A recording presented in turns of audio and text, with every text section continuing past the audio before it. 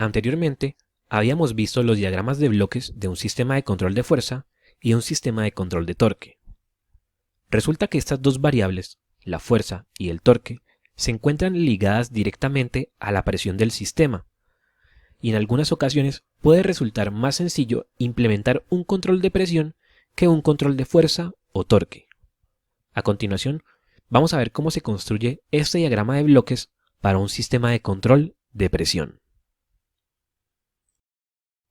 Al comienzo de esta serie de videos habíamos visto que la fuerza que ejerce un cilindro hidráulico de doble vástago se encuentra definida como el diferencial de presión por el área. Ese diferencial de presión es P1, la presión de entrada por esta cámara, menos la contrapresión generada en esta otra cámara, P2, multiplicada por el área del pistón. Por otro lado, cuando tenemos un cilindro hidráulico de tipo diferencial, la fuerza se encuentra definida como P1 por el área del pistón menos P2 por el área anular, donde el área anular es el área del pistón menos el área del vástago. Y cuando teníamos un motor hidráulico, el torque que ejerce este motor se encuentra definido como el desplazamiento volumétrico del motor por el diferencial de presión, P1 menos P2. De esta manera veíamos cómo la fuerza que ejerce un cilindro hidráulico y el torque generado por un motor hidráulico dependen de un diferencial de presión, que es una presión del fluido que entra y la presión del fluido que sale. De esta manera veíamos cómo la fuerza que ejerce un cilindro hidráulico y el torque desarrollado por un motor hidráulico dependen de un diferencial de presión, que es la presión de entrada al actuador menos la presión de salida del actuador. Habiendo recordado esto, vamos a construir ahora nuestro diagrama de bloques para el control de presión, y para ello vamos a traer la arquitectura que habíamos visto tanto en el control de fuerza como en el control de torque. Ahora las diferencias las encontramos en el actuador, ya que puede ser tanto un cilindro como un motor. En segundo lugar, tenemos que ahora nuestra variable de salida será un diferencial de presión. Y también tenemos que nuestro sensor ahora será un transductor de diferencial de presión. Ese transductor se ubica tanto en la entrada del actuador como en la salida. Este sensor va a medir tanto la presión a la entrada del actuador como la presión a la salida, y esa señal del diferencial de presión será enviada al controlador para poder calcular la señal de control que será enviada al servoamplificador y luego a la válvula de control para poder comandar a nuestro actuador, bien sea un cilindro o un motor.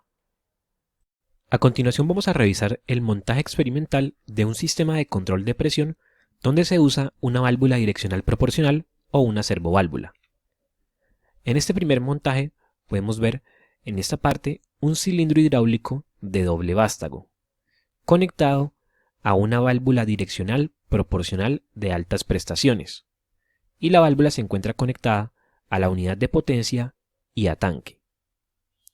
Podemos ver que en estas dos líneas, que son las líneas que comunican a la válvula con el actuador, se conectan unas líneas que llevan hasta el sensor, el transductor de diferencial de presión, y esa señal de salida del transductor es enviada al controlador para poder calcular la diferencia entre la señal de comando, la presión deseada, y la presión medida, y así poder generar la señal de control que se envía a la válvula.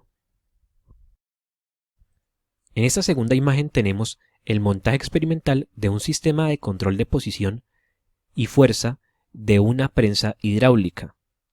En esta parte podemos ver que la prensa consta de un cilindro hidráulico de tipo diferencial y podemos ver en esta parte que tenemos una válvula direccional proporcional para poder generar tanto el sistema de control de posición como el sistema de control de fuerza. Pero en este caso no estamos midiendo la fuerza directamente, sino que estamos midiendo el diferencial de presión. Acá podemos ver el sensor y cómo esa señal de lectura del sensor es enviada al controlador, que en este caso se implementó con una tarjeta de adquisición de datos y un computador. En esta parte de la fotografía de la prensa real podemos ver el sensor de presión. En estas gráficas podemos ver el funcionamiento del sistema de control de presión. Estas dos primeras gráficas son para una señal de tipo escalón y estas dos gráficas para una señal de tipo sinusoidal. Esta primera gráfica, junto con esta gráfica, muestran el seguimiento de la presión, donde tenemos con línea a trazos la referencia, que sería el valor deseado de la presión, y con línea sólida la presión medida por el sensor.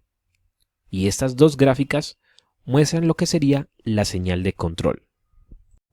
Algo curioso que podemos notar de estas gráficas es que cuando la referencia se mantiene constante, la señal de control también se mantiene constante, pero toma un valor diferente de 0.